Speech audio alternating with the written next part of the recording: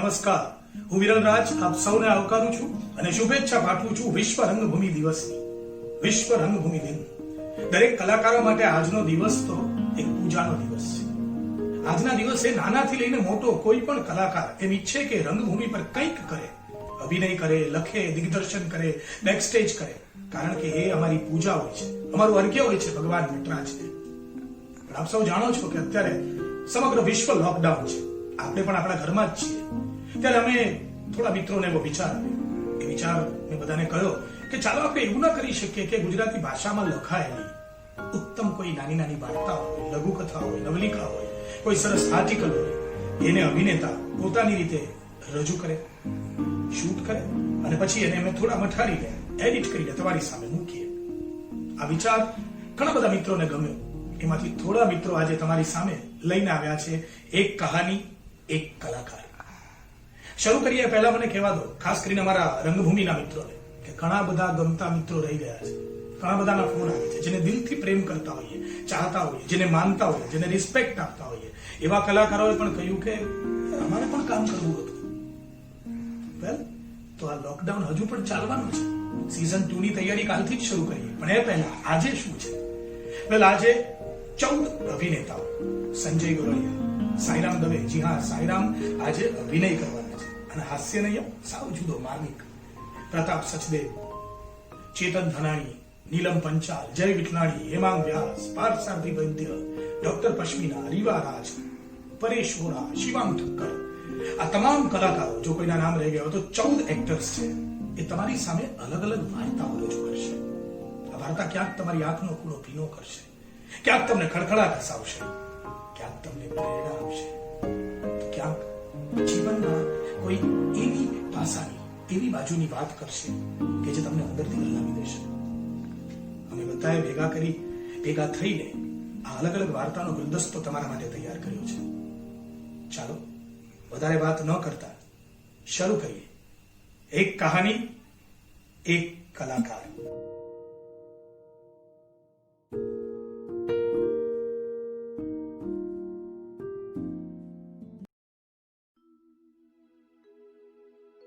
રામશંકરના કુટુંબનું અને એમની જમીનનું તન, મન અને ધનથી જતન કરી રહેલા મગને ફળદ્રુપ ખેતર જોઈને પોતાનો રાજીપો વ્યક્ત કર્યો. ઢાળ, તડકો કે વરસાદ કશુંય ગણકાર્યા વિના એણે ફળ, શાકભાજી અને અનાજનો મબલખ પાક ઉપજાવીને અઢળક કમાણી કરાવી આપી રામશંકરને.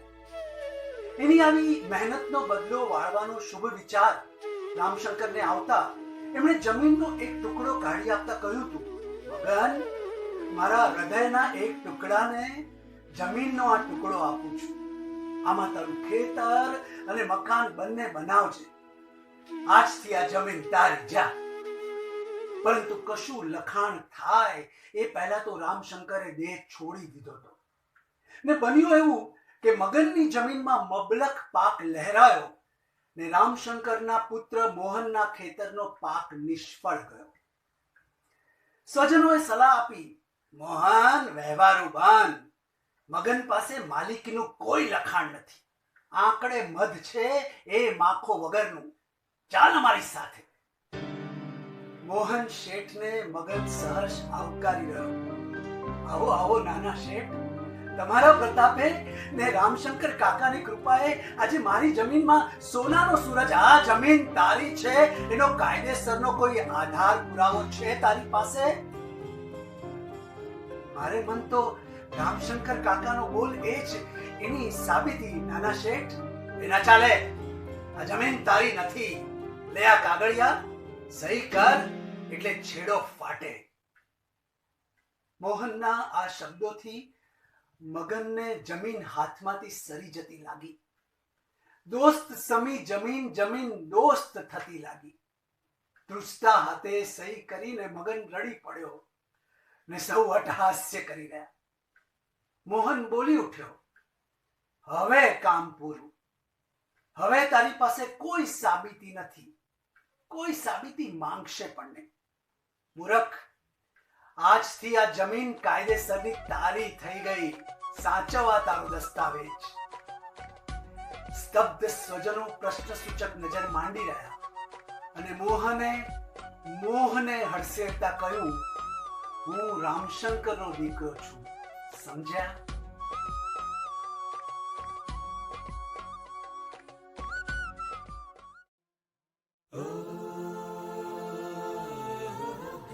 તૈયાર થઈને બહાર જતી સરયુએ શેવિંગની તૈયારી કરતા સુદીપને પાછળથી આલિંગન આપતા કહ્યું, જો હા, આજે હું તારું કંઈ સાંભળવાની નથી. ઘર ખર્ચનો બધો જ હિસાબ તને બ્લેક એન્ડ વ્હાઇટમાં આપ્યા પછી આપણી બચત છે 10,000 રૂપિયા. મને ખબર છે કે તને મારા વાળમાં કોપર કલર કેટલો ગમે છે અને સ્ટ્રેટનિંગ તો આપણું સપનું છે ને, એટલે આજે બધું જ ફાઇનલ. શેવિંગ ક્રીમ સરયુના ગાલ પર લગાડતા સુદીપ બોલ્યો, ઓફકોર્સ મેડમ. અને આવું કરવાથી આ તમારા મુલાયમ લાંબા વાળમાંથી ડોક્યા કરતી ચાંદી પણ ઢંકાઈ જશે.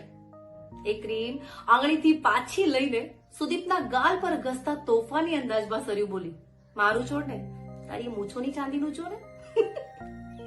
ચાલ હવે જઉં છું, મારે મોડું થાય છે, બ્યુટી પાર્લરની અપોઇન્ટમેન્ટ છે. અને સાંભળ, દૂધ ટેબલ પર મૂક્યું છે અને અદિતિ આજે કોલેજ નથી જવાની, રૂમમાં જ છે. ચાલ જઉં છું, બાય.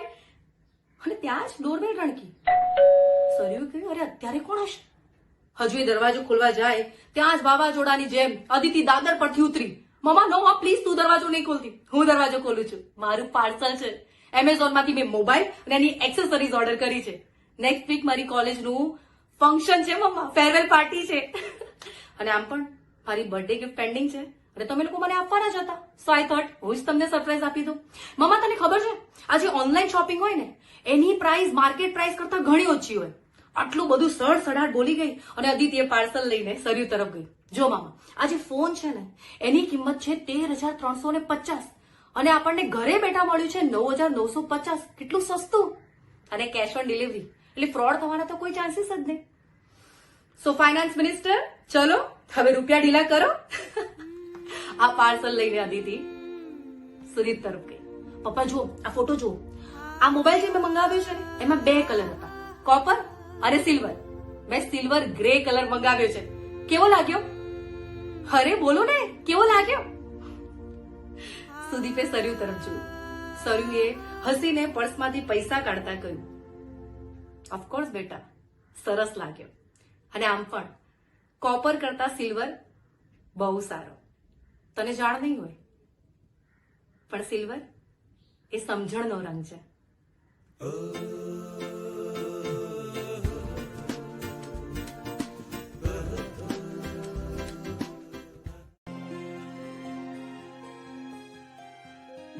ડોરબેલ વાગી. ક્ષિતિજે અંદર આવતાની સાથે જ કીધું, નેહા નેહા નેહા નેહા. ગેસ વોટ, મારું પ્રમોશન થયું. આજો તારા માટે ડાયમંડ નેકલેસ લાવું છું. નિહારિકાના આશ્ચર્ય પણ થયો અને આનંદ પણ. Wow, this is beautiful, thank you so much. ક્ષિતિજનો સ્વર આજે આકાશને સ્પર્શી રહ્યો હતો. એને કીધું, અને હા, આજે કઈ નહીં બનાવતી, આજે આપણે બંને બહાર ડિનર કરીશું.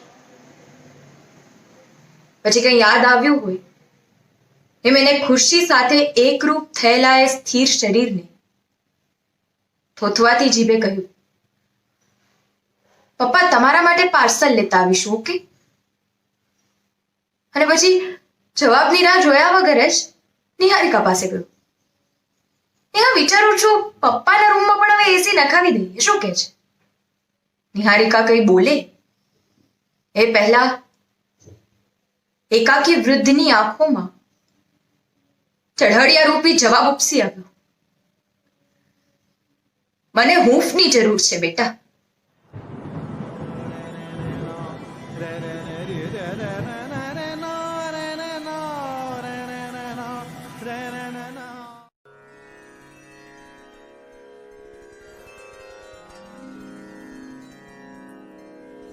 માયાભાઈ ચાલતા ચાલતા ઘરના એક ખૂણાના ઓરડામાં ગયા. ત્યાં માળિયા પર રાખેલી પતરાની એક પેટી ઉતારી અને કપડા વડે એ પેટી ઉપર જામેલી બધી ધૂળ ઉડાડી. પણ એ ધૂળની સાથે સાથે જીવનના કંઈક કેટલાય વર્ષો પણ હવામાં ઉડ્યા. ઘણી વાર એવું બન્યું છે કે માયાભાઈ બહારથી ઘરમાં આવે અને વિજુબેન આ જ પેટી ખોલીને બેઠા હોય. તે હસતા હસતા માયાભાઈ ઘણીવાર બોલ્યા પણ ખરા કે એ વિજુ, મને તો સમજાતું નથી કે આ પેટીમાં એવું તે શું ભરેલું છે કે તું વારંવાર ખોલીને બેસી જાય છે. તે વિજુબેને પણ વળતો લાડ ભર્યો જવાબ આપ્યો, એ તમને નહીં સમજાય. આ પેટીમાં મારું પાનેતર છે અને પાનેતર સાથે જોડાયેલા મારા જીવનના સપના. આ જુઓ, આ ઘરચોડું, તમારી સાથે શરૂ કરેલું નવજીવન અને એના રંગો આ ઘરચોળાની ભાતમાં પુરાયા છે. અને આ યાદ છે તમને? છેડા બંધણું. જ્યારે ફેરા ફરી રહ્યા હતા ત્યારે ગોર બાપાએ કહેલું કે આ છેડા બંધણું આજથી તમારા બંનેનું જીવન બંધણું છે. યાદ છે? ત્યારે હસતા હસતા માયાભાઈ વળતો જવાબ આપ્યો, હા હા યાદ છે, યાદ છે. પણ બીજું, મેં છેડા બંધણું તારી સાથે બાંધેલું, પણ એની સાથે સાથે આ ઢોર, ધૂળ અને ઢેફાએ મને એવો જકડી રાખ્યો છે આજ સુધી નવરો નથી થવા દીધો. મારી જિંદગી એમાં ગઈ તારી ચૂલા ફૂંકવામાં. આખો પ્રસંગ યાદ કરતા કરતા માયાભાઈ પેલી પતરાની પેટી ફંફોસી રહ્યા હતા. તેમના હાથમાં આવ્યા નાના મોજા, નાના રૂમાલ,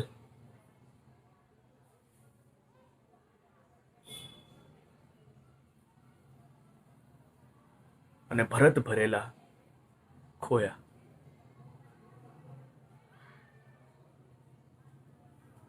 આ પરથી યાદ આવ્યું કે ભગવાને લક્ષ્મી સમાન એક દીકરી આપેલી, પણ 24 કલાકમાં જ રડી રડીને કાયમ માટે શાંત થઈ ગઈ. એ પછી તો જીવનમાં માત્ર ને માત્ર બચ્યો હતો ખાલીપો, જુરાપો.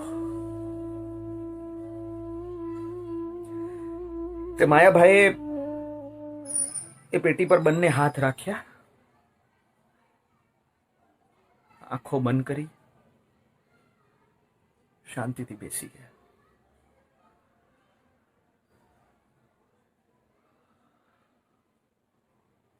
ત્યાં જ એક અવાજ આવ્યો, લો, આજ સુધી મને ઠપકો આપતા હતા, આજે પોતે જ પેટી ખોલીને બેસી ગયા.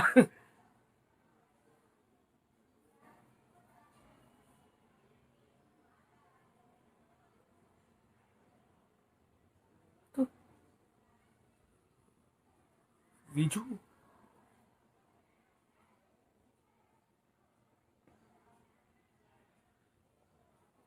માયાભાઈને એવો ભાસ થયો કે આ વિજુનો ત્યાં જ બાજુની ઓસરીમાંથી એક છોકરી આવીને એણે કહ્યું કે માયા કાકા ઘરચોડું આપો એટલે કામ આગળ વધે.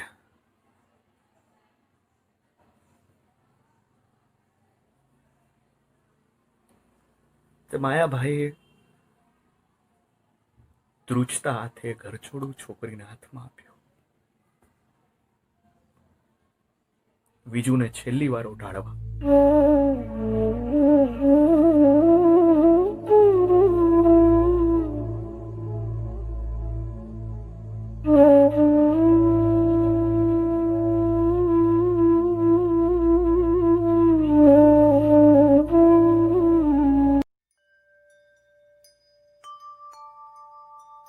સાંજે ટ્રામમાંથી ઉતરું ને ત્યારે બોસ ચોકની ચહેલ પહેલ એકદમ વધી ગયો હોય.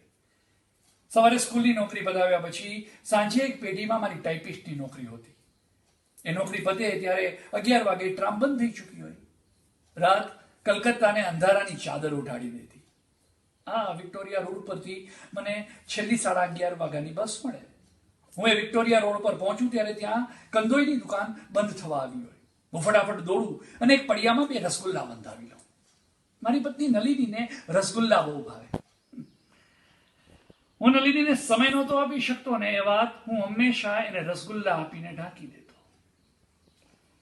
એ પડ્યું લઈને હું બસ સ્ટોપ પર ઊભો હું ત્યારે એક બંધ થયેલી સ્ટ્રીટ લાઇટ નીચે એક છોકરી ઊભી હોય. અંધારામાં હું એને ન જોઈ શકું પણ અજવાળામાં એ મને બરાબર નીરખીને જોઈ શકતી. હું એ તરફ ધ્યાન ના આપતો કારણ કે ડર લાગતો મને. 15 મિનિટ વીતી જાય ને મારી બસ આવે અને હું ચાલ્યો જાઉં. એક રાત્રે હું રસગુલ્લાનું પડ્યું લઈને બસ સ્ટોપ પાસે ઊભો હતો. એ છોકરી મારી નજીક આવી. મને ગભરામણ થવા લાગી. મારા ધબકારા વધવા લાગ્યા. નારંગી રંગની સાડી, હાથમાં રંગબેરંગી બંગડીઓ, મોઢામાં સોપારી અને ખભા પર ઉતરી ગયેલા રંગનું પર્સ. મારી પાસે આવી અને સોપારી થૂકીને બોલી, બાબુ માચીસ છે ક્યાં? ના, મારી પાસે નથી. કાનમાંથી વાળની નીચે દબાવેલી સિગરેટ એને બે દાંત વચ્ચે રાખી અને બોલી, બાબુ ગભરાતા કઈ કુએ, માચીસ માંગીએ, ઇજ્જત નહીં. હું સિગરેટ નથી પીતો. આ સાંભળી એ ખડખડાટ હસવા લાગી અને ચાલી ગઈ. મારી પણ બસ આવીને હું પણ ચાલ્યો ગયો. પણ એ આખી રાત મને એ છોકરીના હસવાનો અવાજ મારા કાનમાં સંભળાતો રહ્યો. બીજે દિવસે સવારે મેં નલિનીના પૂજાઘરમાંથી માચીસ મારા થેલામાં નાખી દીધી. હું રાત્રે રસગુલ્લાનું પડ્યું લઈને બસ સ્ટોપ પર પહોંચ્યો ત્યારે એ બસ સ્ટોપ પર જ બેઠી હતી. મેં માચીસ કાઢીને હાથ એની તરફ લંબાવ્યો. એને હસીને માચીસ લઈ લીધી. મને થોડો મથડો જોઈને મને કહે, બાબુ ચિંતા નહીં, मैं तेरे को कुछ नहीं करेगी, मालूम है तू बीवी वाला है, ये मिठाई उसी के वास्ते लेके जा रहा है ना. હું થોડો શરમાયો. બાલો આમાં કી ખૂબ બાલો. સિગરેટ સળગાવી ધુવાણા કાઢતી રહી. મારી બસ આવીને હું ચાલ્યો ગયો. ઘરે આવીને મેં નલિનીને આ વાત કહી તો એ પણ હસવા લાગી. કહે કે તમે નાક ના ગભરાવો છો, એક કામ કરો, એક દિવસ રસગુલ્લાનું પડ્યું તમે એને પણ આપજો. બીજી રાત્રે રસગુલ્લાના મેં 2 પડ્યા લીધા. એક પડ્યું મેં એને આપ્યું. પહેલા તો એને આનાકાની કરી એટલે મેં કહ્યું કે મારી પત્ની નલિનીએ કહ્યું છે તમને આપવા માટે. આ સાંભળીને મને કહે કે તેરી બીવીને બોલાય તો લેના જ પડેગા. એને પડ્યું લઈ લીધું. તારું નામ શું છે? એટલે હું ઘરે જઈને મારી પત્ની નલિનીને કહીશ એટલે કરીના. પડ્યું ખોલ્યું અને રસગુલ્લું એના મોઢામાં નાખ્યું. મારી બસ આવી, ચાલ્યો ગયો. ઘરે આવીને મેં નલિનીને કહ્યું એના નામ વિશે તો મને કહે, દુર્ગા દુર્ગા તુમ ઇત્તા નિર્દોષા. એને તમને સાચું નામ નથી કહ્યું, બીજાને કહે ને એવું જ નામ કહી દીધું છે. મને આમાં કોઈ ખાસ વાંધો ના લાગ્યો. હવે કરીનાને હું વાતો કરવા લાગ્યો. એ રોજ મને એની બધી વાતો કહે, રોજિંદી વાતો કહે. પણ હું ક્યારે એને એના બેકગ્રાઉન્ડ વિશે ના પૂછતો ને એ પણ મને ક્યારે ના કહેતી. રોજ રાત્રે નલિની મને કરીના વિશે પૂછે. દુર્ગા પૂજાનો સમય હતો. એક દિવસે સવારે નલિનીએ મને લાલ અને સફેદ રંગની બંગડીઓ અને હલકા કુમકુમ એક કેળના પાંદડામાં બાંધીને આપ્યા અને કહ્યું કે હું શું કહું છું, આ પાર્સલ, આ શગુન તમે કરીનાને આપી દેજો. બીજે દિવસે રાત્રે મેં શગુનનું પાર્સલ કરીનાને આપ્યું અને કહ્યું કે મારી પત્ની નલિનીએ કીધું છે કે હમણાં તારો ધંધો બંધ હશે તો એક વખત આ બધું પહેરીને દુર્ગા પૂજા કરી આવજે. આ સાંભળીને એટલું બધું હસી, ખડખડાટ હસી કે મને સંકોચ થઈ ગયો કે મારાથી કંઈ ખોટું તો નથી બોલાઈ ગયું ને. પછી ધીરેકથી મને કહે, બાબુ તહેવાર તમારે હોય, અમારે નહીં. તમારા તહેવારોમાં તમારા બધાની પત્નીઓ જાત જાતના વ્રત રાખે ને એટલે તમારા બધા મર્દના પારણા અમારે જ કરવાના હોય. તમારા તહેવારોમાં અમારી પૂજા ડબલ શિફ્ટમાં ચાલે. આ સાંભળી મારું મોઢું ખુલ્લું રહી ગયું. એટલી વારમાં 2 છોકરાઓ આવ્યા. એને સીટી મારી એટલે કરીના ઊભી થઈ. શગુનનું પાર્સલ મારા હાથમાં આપ્યું ને કહ્યું કે નલિનીને અમારા ધન્યવાદ કહેજો, મારા પૂજારી આવી ગયા છે. ને બંને છોકરાઓ સાથે અંધારામાં ઉગડી ગઈ. ક્યાંય સુધી એ અંધારાને જોતો રહ્યો. ઢોલ પર દાંડી પીટાઈ રહી હતી, ગુગળની સુગંધ આવી રહી હતી. ને મને થયું કે મારી આસપાસ ક્યાંક શુભોધ્વનિનો શંખનાદ ચાલી રહ્યો છે.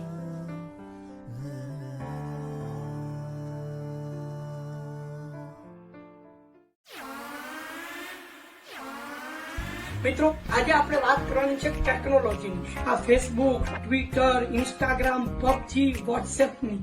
મિત્રો તમે જોજો, ટ્વિટર વાપરવા વાળાઓ પોતાની જાતને બહુ હોશિયાર સમજતા હોય, ઇન્સ્ટાગ્રામ વાપરવા વાળાઓ પોતાની જાતને રૂપાળા સમજતા હોય છે, અને પબજી વાળાઓ પોતાની જાતને કમાન્ડો સમજતા હોય છે. અને વોટ્સએપની તો વાત જ જવા દો.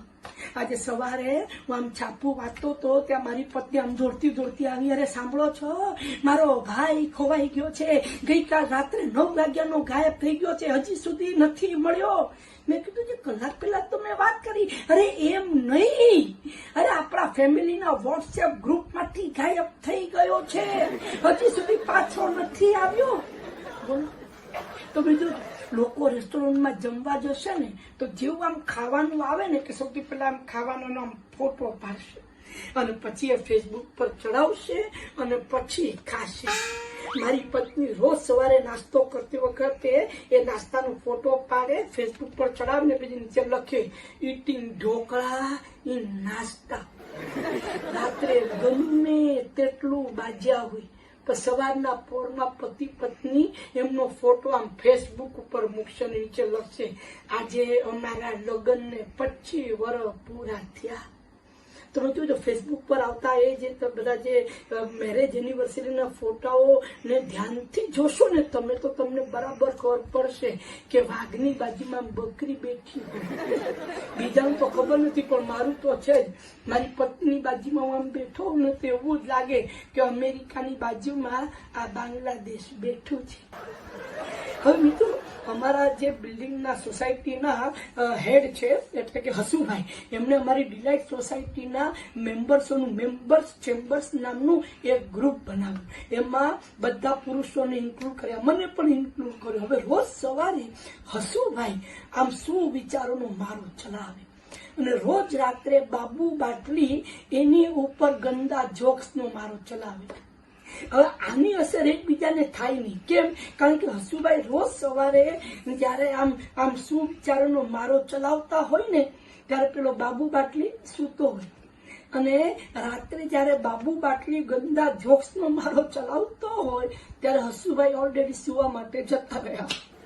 હવે હસુભાઈએ આ ગ્રુપમાં બિલ્ડિંગના બૈરાઓને ઇન્વોલ્વ નહોતા કર્યા, એટલે એનાથી ગુસ્સે ભરાઈને હસુભાઈની પત્ની હેમાબેને એ બૈરાઓનું એક કુકડી કુક નામનું ગ્રુપ બનાવ્યું, અને એની ઉપર રોજ સવારે બધા બૈરાઓ સ્ટેટસ મૂકે શું બનાવ્યું.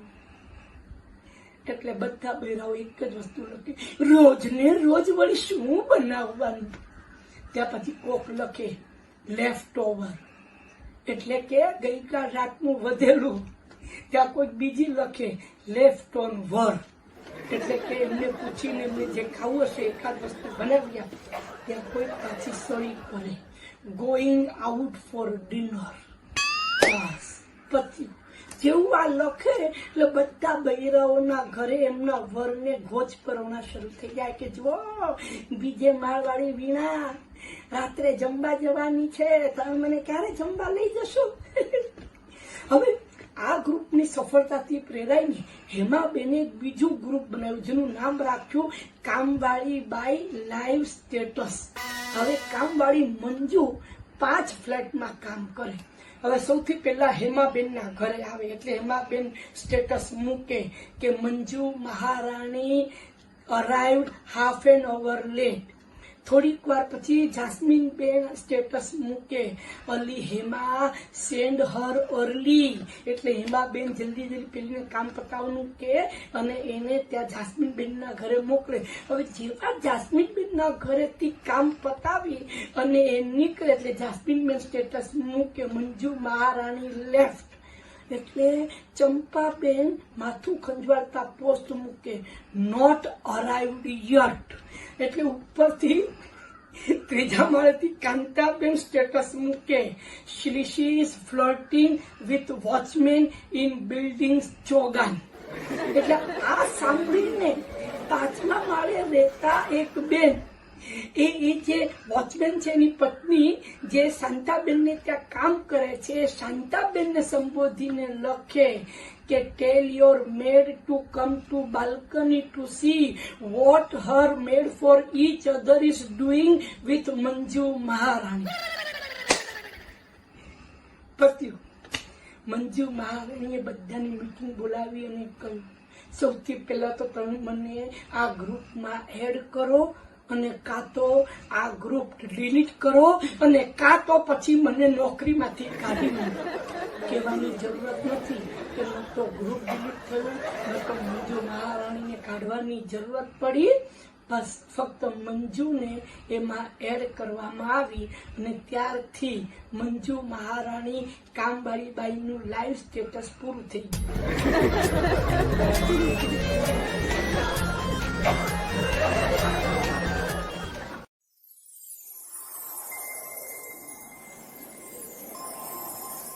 ખટ ખટ ખટ સહેજ અમથો ખખડાટ થયો.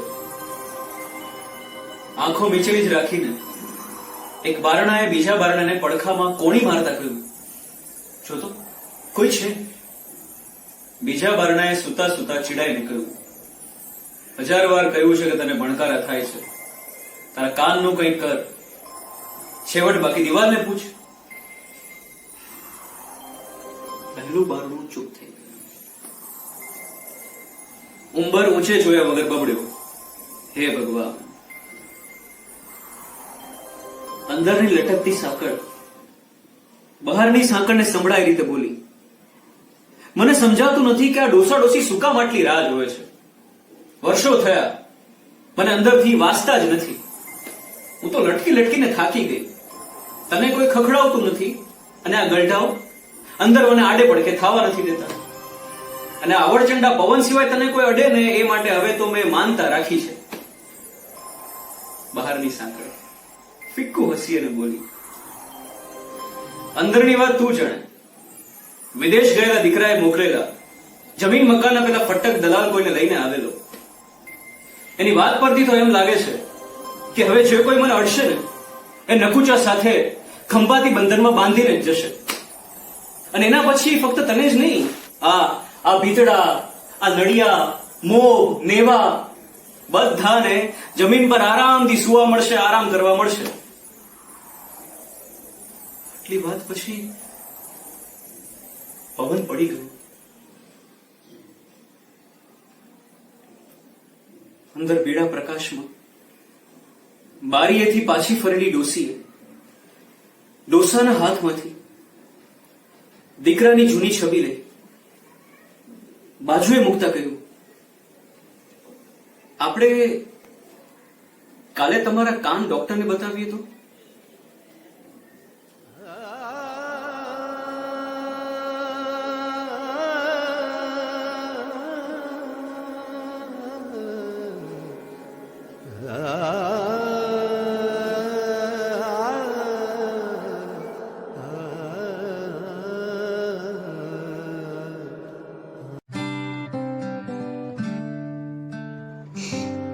આકાશ ગળગળો થઈ ગયો.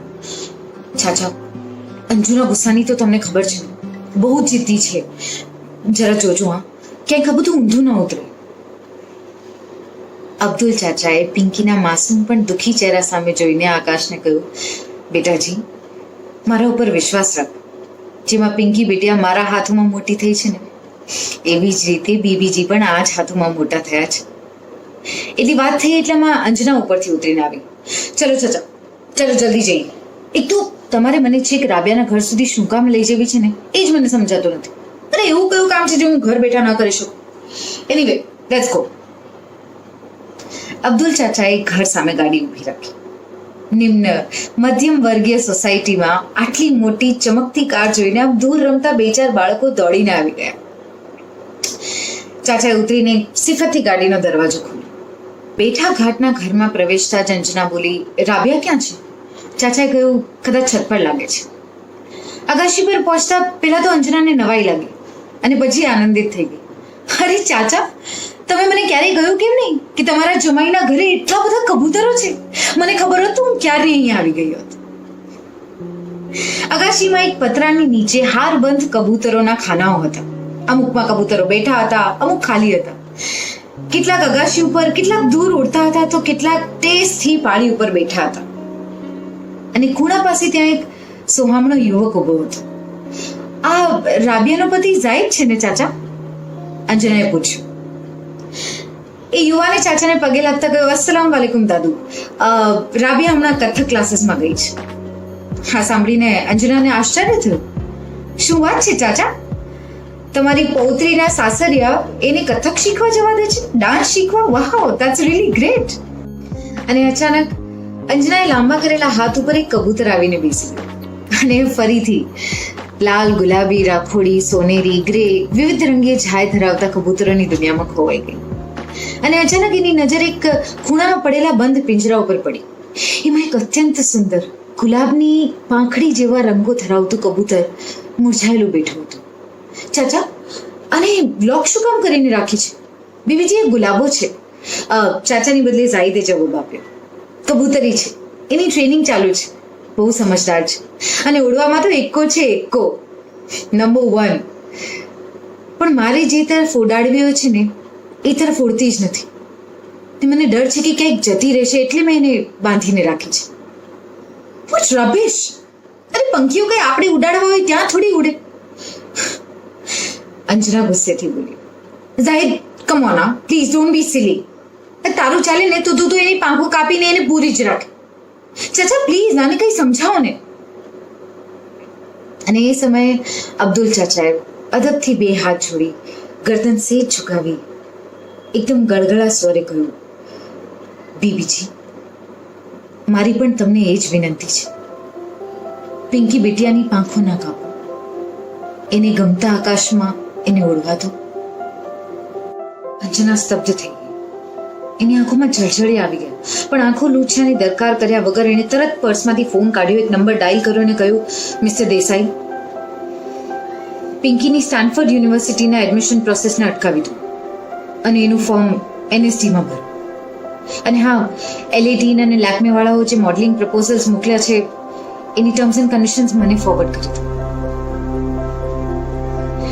ફોન મૂકતા મૂકતા ધીમા પગલે જઈને અંજનાએ ગુલાબોનું પાંજરું ખોલી દીધું.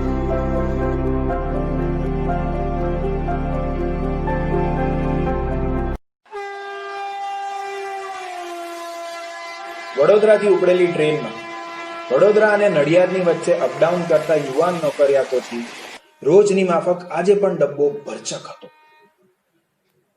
દરરોજની માફક ચાનો થર્મોસ લઈને મુરજી ડબ્બામાં ચડ્યો. ચાય ગરમ.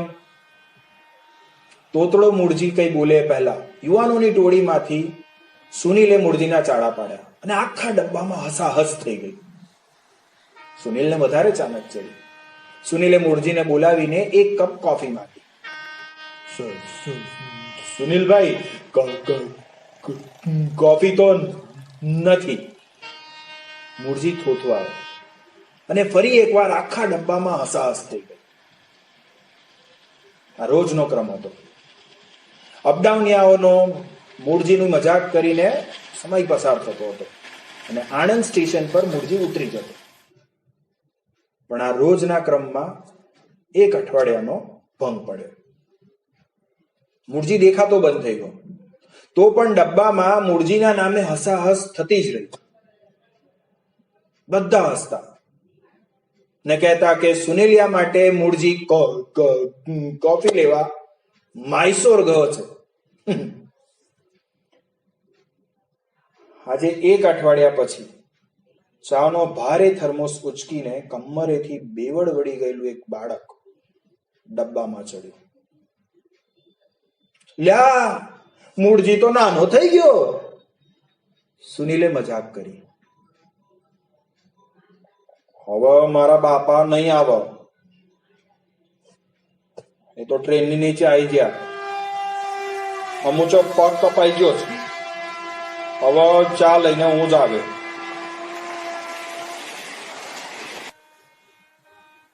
બાળકના અવાજમાં બાપાનો ધંધો સંભાળી લેવાનો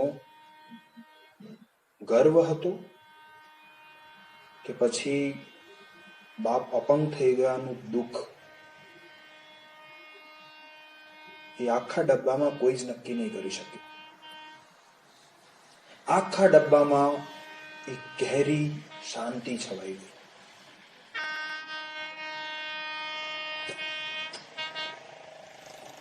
આજે પણ ટ્રેન ઉપડે છે નડિયાદના પેસેન્જરોને લઈને, પણ અઠવાડિયામાં એક વખત ટ્રેન મહી નદીના બ્રિજને ઓળંગે છે એટલે સુનિલ ચૂપચાપ ઉભો થઈને આખા ડબ્બામાં એક પરબીડિયું ફેરવે છે અને અપડાઉનિયા મુસાફરો એની અંદર નાની મોટી ચલણી નોટો સરકાવે છે.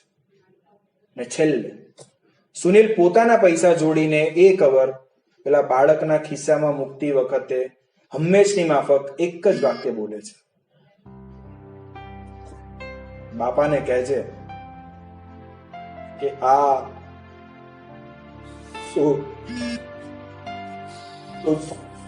સુનિલ અને એના દોસ્તારો તરફથી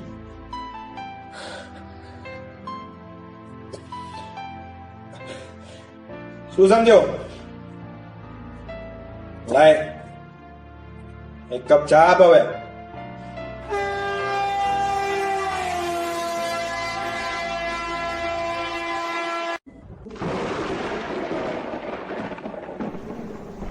ઘણો લાંબો સમય રાહ જોડાવ્યા બાદ વરસાદ બસ તૂટી પડ્યો. મોડું આવવાનું જાણે વટક વાળવું હોય ને એમ આજે વરસાદ ધોધમાર વરસી રહ્યો હતો. એકાએક રાકેશ ઊભો થયો અને ઘરમાંથી બહાર દોડી ગયો અને વાવ, તારા છોકરાને પાછો બોલાવ, આ મુસળધાર વરસાદમાં પલળવા ભાગી ગયો છે. ક્યાંક માંદો પડી જશે, શરદી થઈ જશે. આજકાલના છોકરાઓ માળા પૂછવાય નથી રોકાતા. પાડ પાડ પાડ એને બૂમ પાડીને બોલાવો પાછો. ને આરતીને પોતાનું બાળપણ યાદ આવી ગયું. વરસાદનું એને ઘેલું હતું, એમાંય પહેલો વરસાદ. પહેલા વરસાદમાં એ તો પોતાની બેનપણીઓ સાથે મળી અને ઘેલા કાઢતી. વરસાદ પડ્યો નથી કે ઘરની બહાર દોડી જતી અને જલ્દી ઘેર પાછી ફરે તો એ આરતી નહીં. બધા એની માને સમજાવવા મથતા, આ છોકરીને જરા રોકો, ડારો દ્યો, પણ માં જવા દેતી. માં કહેતી વરસાદ તો પ્રસાદ હોય અને પ્રસાદથી કઈ માંદા ન પડાય, તું તારે જા. આ વિચાર સાથે આરતી બારીની બહાર વરસતા વરસાદને અને પોતાના પલળતા દીકરાને નિરખતી રહી. સાનંદ વરસાદ જામ્યો અને સાસુમાએ કડક શબ્દમાં ફરી સૂચના આપી અને એ ઊભો રે, હમણાં તારો વારો કાઢું છું. એ સાંભળતો કેમ નથી એમ કહેતી આરતી પણ દોડી ગઈ ખુલ્લા પગે. માં દીકરા વચ્ચે લાંબો સમય પકડા પકડી ચાલી. માએ દીકરાને પકડવાની ઘણી કોશિશ કરી પણ હાથમાં આવે તો રાકેશ શાનો. એ એવો જ છે, હું એને ઓળખું ને. એ એમ સાંભળતો હશે, એને પકડવા જતા તો હું. આવું કહેતા કહેતા આરતી સાસુમા સાથે વાત કરતી ઘરમાં પાછી પ્રવેશી. એટલે તું ખાલી હાથે પાછી ફરી એમ? સાસુમા બોલ્યા. અને તારે ત્યાં સુધી જવાની જરૂર શું હતી? અને ગઈ તો છત્રી સાથે લઈને ના જઈ શકાય? પાણીથી ભીંજાયેલી લથબથ આરતી એટલું તો ધીમું દોડતી હતી અને એટલું ધીમું બોલતી હતી કે રાકેશ પકડાય જ નહીં. અને હા, આરતી ખાલી હાથે પાછી નહોતી ફરી.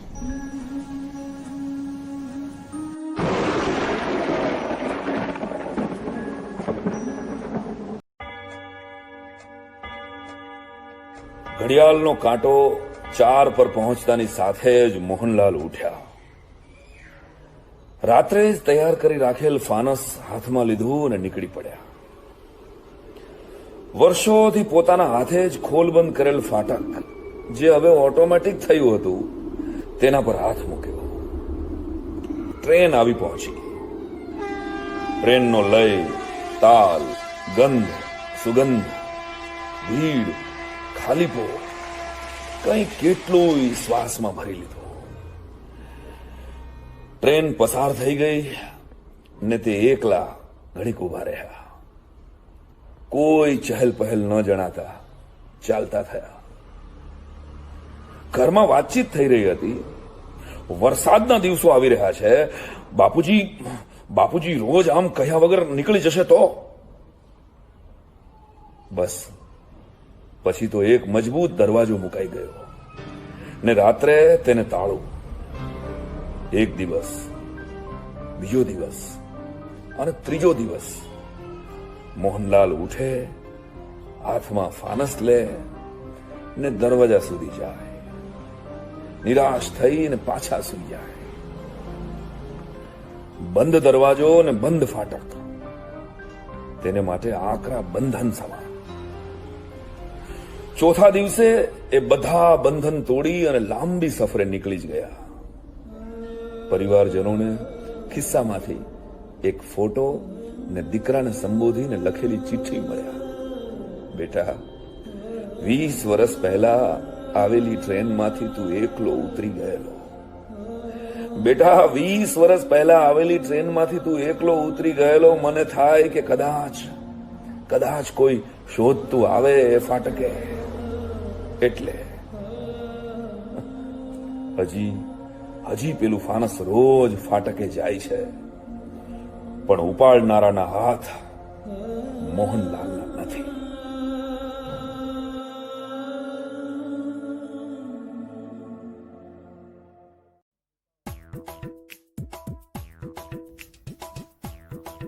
ચિમનભાઈ ચતુરભાઈ, જો કે મૂળ સુરતના, પણ લોકો એને ચિમન ચિંતાતુર તરીકે ઓળખતા.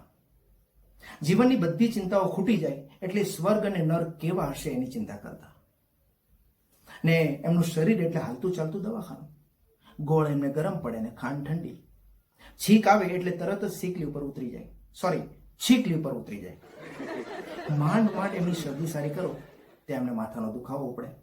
ને એમાં પણ જો સતત સળંગ 2-3 દિવસ એની તબિયત સારી રહી તો એને મનમાં વહેમ ઉપડે કે નક્કી મને કોઈ મોટી બીમારી થવાની છે ને એટલા માટે જ આ તોફાન પહેલાની શાંતિ છે. આ ચિમનને છાતીમાં દુખે એટલે હાર્ટ એટેક ને માથે દુખે એટલે બ્રેઇન ટ્યુમર. એટલે આવું નિદાન એ પોતે જ કરતો. ને ડોક્ટરને ત્યાં બેઠેલી રિસેપ્શનિસ્ટ પણ આને રોજ આવતું જોઈને સલાહ આપતી કે સાહેબ, તમે રોજ અહીં આવીને કેસ કઢાવો છો, એના કરતા સીઝન પાસે જ કઢાવી લો ને. હવે આ ચિમન પ્રેમમાં પડ્યો, એ પણ મેડિકલ સ્ટોરમાં કામ કરતી એક છોકરી સાથે. જો કે એને બીજું મળે પણ કોણ. હવે છોકરીને પ્રેમ ભાવથી કહેતી કે ચાલ આપણે પાર્કમાં જઈએ, પણ ચિમન મચ્છર કરડવાના ડરથી ના પાડી દેતો. ક્યારેક આગ્રહ ભાવથી પ્રેમિકાનો ફોર્સ આવે તો એ કહે ઠીક છે જઈશું, અને બીજે દિવસે ચિમન આખા શરીરે દિવેલ લગાવીને જતો કે જેથી કરીને મચ્છર પાસે આવે નહીં અને ઉડી જાય. સાહેબ, દિવેલ અસરકારક સાબિત થયું. મચ્છર પણ ઉડી ગયા ને પ્રેમિકા. ત્યાર પછી તો જો કે એ પરણવાનું નામ નથી લેતો. કોઈ પણ સુંદર છોકરીનું માગવું આવે તો એનો ફોટો જોતા વેત એમ જ વિચારે કે અત્યારે તો સારી દેખાય છે, પણ ભવિષ્યમાં ગરડી થશે ત્યારે કેવી લાગશે. હવે આને ક્યાં પહોંચે. આ ચિમન એના એક નજીકના કઝિનના લવ મેરેજમાં ગયો હતો. કોર્ટમાં સાક્ષી તરીકે રજિસ્ટરની સામે કોઈને હાજર કરવો પડે એટલે ચિમનને લઈ ગયો. અને તે બાજુમાં નજીકમાં જ છૂટાછેડાની નોંધણીની કચેરી પણ હતી. પત્યું. આ ચિમન ધરાહાર પેલા નવ પરિણીત યુગલને ત્યાં લઈ ગયો એમ કહીને કે ભવિષ્યમાં કદાચ તમને આની જરૂર પડી તો, એમ કરીને આખી છૂટાછેડાની પ્રોસિજર સમજાવી. પેલા નવ યુગલને શું સમજાવવાનું. ત્યાં ચિમનને બીજી પણ એક બીમારી એટલે વિચાર કે ઉનાળામાં ગ્લોબલ વોર્મિંગના કારણે એક દિવસ આ પૃથ્વીનો નાશ થશે. આ ખાલી ઉનાળા પૂરતી નહોતું, શિયાળામાં પણ. વહેલી સવારે એના શરીર ઉપરથી ગોદડું હટાવો અને ઠંડીનું લખલખું પસાર થાય એટલે એને એવો આભાસ થાય કે હવે હિમયુગ શરૂ થઈ ચૂક્યો છે. સમગ્ર પૃથ્વી થીજી જશે અને આખી પૃથ્વીનો નાશ થશે. સવાલ છે તો માત્ર 2-5 લાખ કરોડ વર્ષનો. હવે સુરત નિવાસી ચીમનને ઉત્તર દિશામાં મોઢું રાખીને સુવડાવો તો અંકલેશ્વરની પ્રદૂષિત હવા ફેફસામાં જવાનો ડર. દક્ષિણ બાજુ મોઢું રાખીને સુવડાવો તો વાપી અને જીઆઈડીસીની પ્રદૂષિત હવા પેટની અંદર જાય, શ્વાસની અંદર જાય. અને પૂર્વ તરફ દિશામાં મોઢું રાખીને સુવડાવો તો બારડોલીની સુગર ફેક્ટરીનું પ્રદૂષણ, પશ્ચિમમાં હાજીરાના ઉદ્યોગો. આમાં જવું તો જવું ક્યાં? એટલે ચીમન સાહેબે નક્કી કર્યું કે બહુ વિચારવું નહીં, આપણે ડાચું નીચું રાખીને શ્વાસ લેવો. હવે આ ચીમન ગયા અઠવાડિયે લાઈફ ઇન્સ્યોરન્સ, મેડિક્લેમ અને ફિક્સ ડિપોઝિટ રિન્યુ કરીને વહેલી સવારે ઈચ્છાનાથ મંદિરે ભગવાનના દર્શન કરવા માટે ગયો. દર્શન કર્યા, પૂજારીને મળ્યો, હાથમાં માંદળિયું બંધાવડાવ્યું, ભિખારીને ભીખ આપી અને બદલામાં 100 વર્ષનો થજે એવા આશીર્વાદ લઈને ઉભા રોડે નીકળ્યો. એક મોટા પોતિંગ હોર્ડિંગના નીચે ઉભો ઉભો એ છાપું વાંચતો હતો. ત્યાં અચાનક પેલું હોર્ડિંગ તૂટ્યું અને પડ્યું સીધું ચીમનના માથે. ને ચીમન ત્યાં ને ત્યાં અવસાન પામ્યો. પરિવારમાં પોલીસ આવી, રાબેતા મુજબની બધી કાર્યવાહી પતાવી. ને તપાસ દરમિયાન ખ્યાલ આવ્યો કે એના બંને ખિસ્સામાંથી લીંબુ મરચા નીકળ્યા, ને એ પણ સહી સલામત. અંતે ચિંતાનું મિલન ચિતા સાથે થયું. હવે ચીમનની વાત સાંભળીને તમને મજા તો આવી જશે, પણ આ કે ચીમન એના વારસાઈમાં આપણું નામ તો લખીને નથી ગયો ને. કારણ કે એવા લાખો અને કરોડો વિચારો, નકામી ચિંતાઓ એ જાયદાદમાં આપણા માટે છોડીને ગયો છે. તમને નથી લાગતું કે જાણતા કે અજાણતા ક્યારેક આપણે પણ આ ચીમનનો રોલ ભજવી લઈએ છીએ?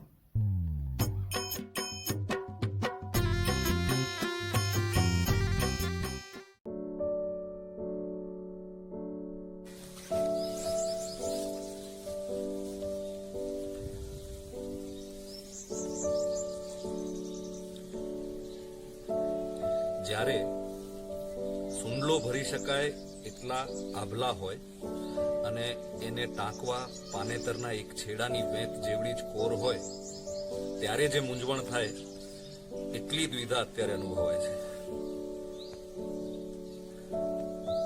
વેત જેવડા આ કાગળમાં જેટલું લખાયાનો હરખ હશે એની કરતા કેટલું એ બાકી રહી ગયું એ વાતનો વસવસો વધુ હશે. કેમ કે આ બાને લખવાનું કાગળ છે. નાના હતા ત્યારે પડોશીની વાડીએથી કેરી તોડી લાવતા કે કુવા કાંઠે ઉગેલા જાંબુડાથી જાંબુ તોડતા, ત્યારે આડે હાથે લીધી બાને આજે મારે આડે હાથે લીધી છે. આમ તો બા ક્યારે વાંકમાં ન હોય, કેમ કે એ વાંકમાં ન હોય ને એટલે જ બા છે. પણ હું આજે કહું છું કે બા, તું મારા વાંકમાં છે. હા બા, તું મારા વાંકમાં છે. જિંદગીના 12 વર્ષ હું કેરી તોડ્યા વગર અને જાંબુ તોડ્યા વગર તારાથી ઘણે દૂર હોસ્ટેલમાં મોટો થઈ ગયો ને, એ વાંક છે તારો બા. એ વાત અલગ છે કે એ પછી દરેક કેરીની અને જાંબુની સિઝનનું પહેલું ફળ તને જોવા મળતું ત્યારે તારી આંખો છલકાઈ જતી.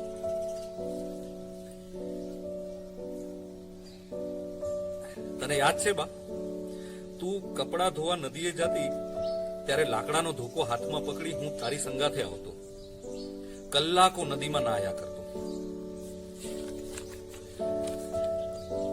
જેવા તું કપડા ધોઈ નાખતી કે તરત હું બાવળની મોટી મોટી ડાળીઓ પર અને મોટા પથ્થરો પર કપડા સુકવતો.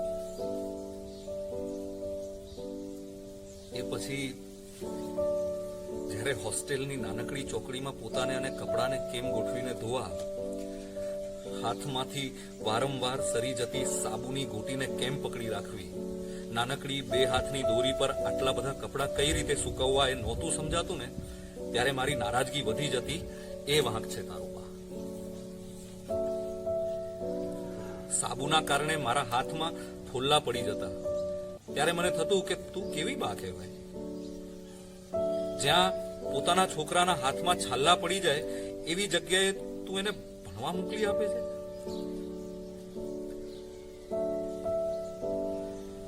જોકે એ વાત અલગ છે કે એ પછી દાતરડીથી પડેલા ફોલ્લા અને રોટલા કરતી વખતે વધુ પડતી તપી ગયેલી તાવડીના સ્પર્શથી નાજીને ડઠ્ઠર થઈ ગયેલી તારા હાથની ચામડી મને યાદ આવી જતી.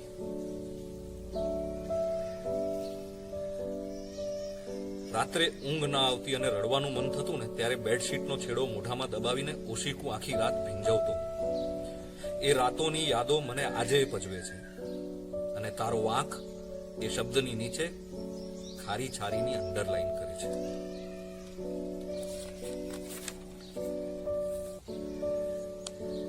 હા, જો કે એ વાત અલગ છે કે મને બહુ પાછળથી જાણ થઈ કે તું એ આખીને આખી રાતો ગુમસુમ ખાટલામાં બેઠી બેઠી તારા રોણાને સંતાડવા મથ્યા કરતી હતી.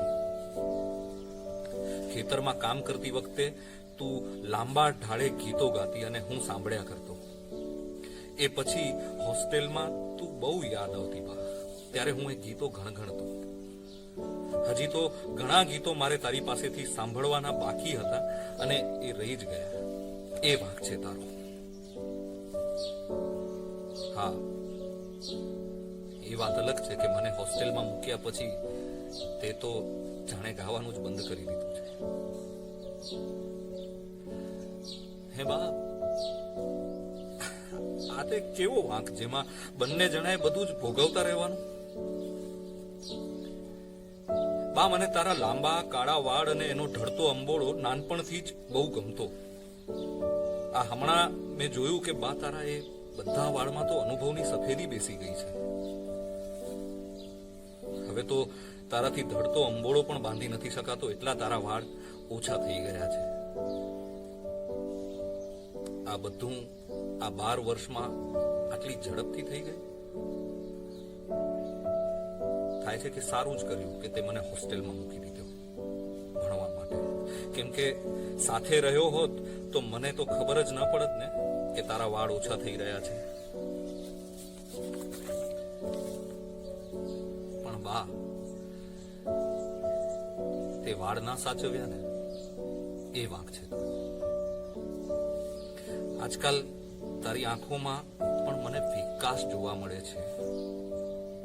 એ દિવસે હું ઘરે આવ્યો અને મને પાણી આપવા તે હાથ લાંબો કર્યો ત્યારે મેં તારો ધ્રુજતો હાથ જોયો.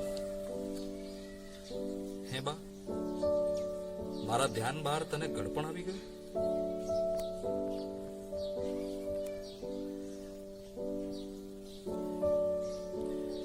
સંતાનો માટે તો માની એક જ છબી અકબંધ હોય છે, એમાં કરચલીઓ તો નથી પડતી ક્યારેય. મારે તો જોડે નહીં જાતે રહેવું છે. તમારા શહેરની 4 દિવાલોમાં તો મારો જીવ ગુંગળાય છે.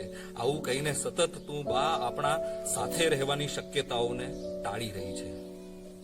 એ વાંક છે તારો બા.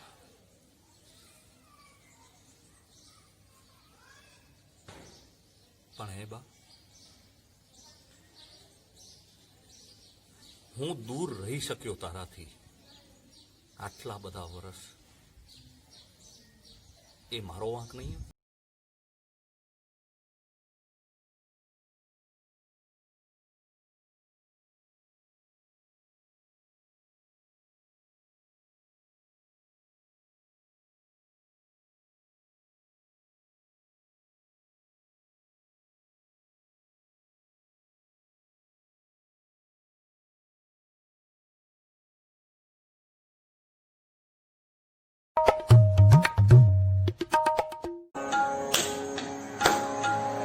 શાસ્ત્રીજીના બેસવાના ઓરડામાં રિયાઝ ચાલતો હતો.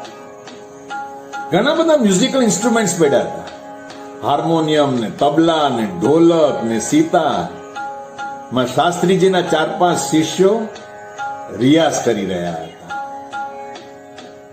શાસ્ત્રીજી અને રમા ગૌરી અંદરના રૂમમાં હતા. શાસ્ત્રીજી ફોન ઉપર હતા. હૈદરાબાદથી ફોન હતો એના દીકરા કેતનના ઘરેથી, અને સામે છેડે હતા કેતનના વહુ સુશીલા ગૌરી. બાપુજી, તમે તો જાણો છો કેટલી બધી મોંઘવારી છે. માંડ 2 છેડા ભેગા કરીએ છીએ. એક તો આ છોકરાઓની સ્કૂલની ફીસ, એના ચોપડા ને કપડાનો ખર્ચો, આ ઘરના હપ્તા, ગમે તેટલી મહેનત કરીએ પણ પૂરું નથી થતું. તો બાપુજી, મારું કેવું એમ છે, ના એટલે કે તમારા દીકરાનું કેવું એમ છે કે બાના ઘૂંટણનું ઓપરેશન આપણે આવતે વર્ષે કરાવીએ તો. હું તમારા દીકરાને આપું છું, એની સાથે વાત કરો એમ કહી વહુએ ફોન કેતનને આપ્યો. સામા છેડે કેવું દ્રશ્ય હશે એ બરાબર શાસ્ત્રીજીને સમજાઈ ગયું, અને કેતન હજી કંઈ કહેવા માટે શબ્દો ભેગા કરે એ પેલા તો શાસ્ત્રીજીએ પોતાના અવાજનો રણકો બદલી નાખ્યો, અને બરાબર ખ્યાલ હતો કે સામા પક્ષે ફોન સ્પીકર પર હશે.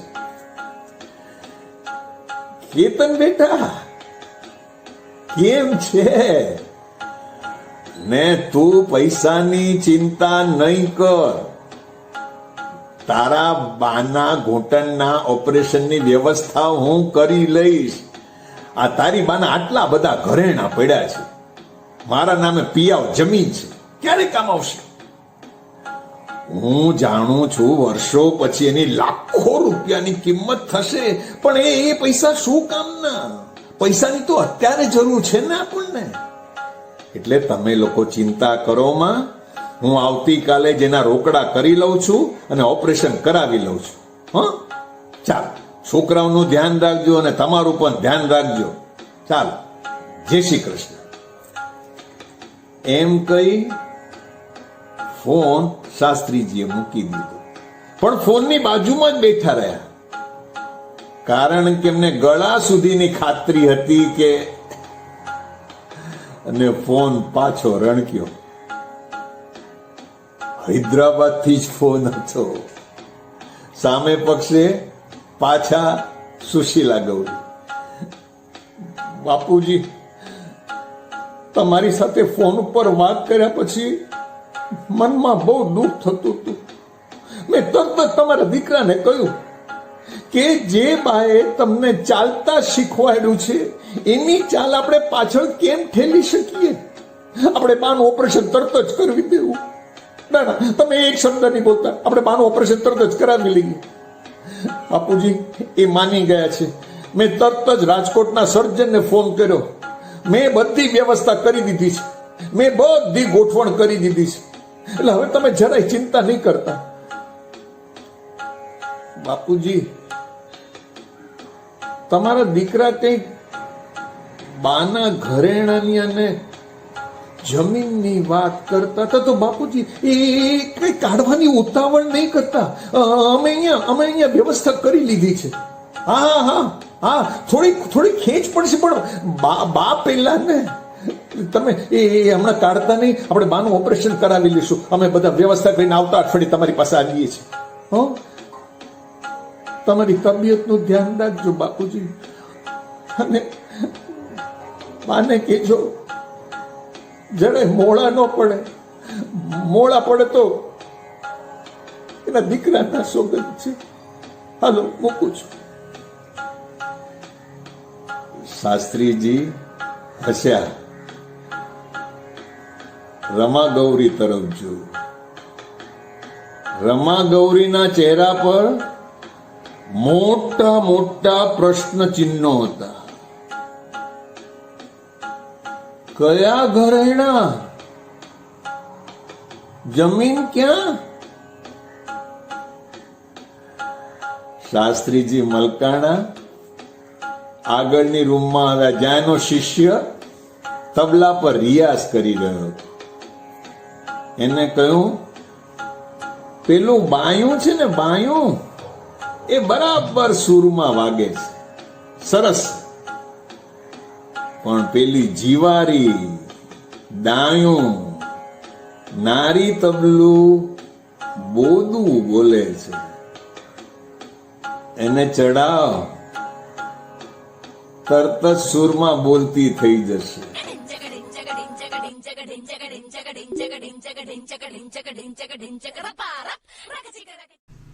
વેલ, આશા રાખું છું કે આ વિવિધ રંગી વાર્તાઓએ તમને મજા કરાવી હશે.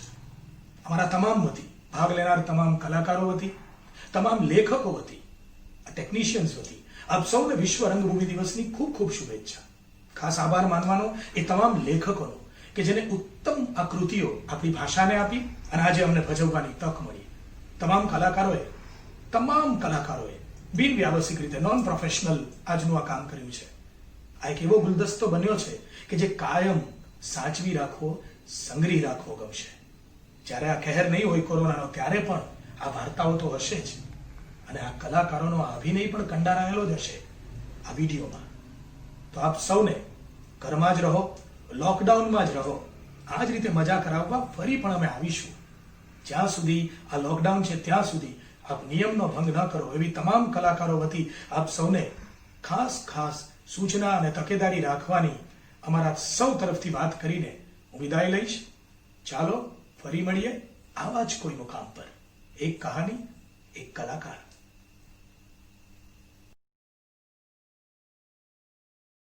thank you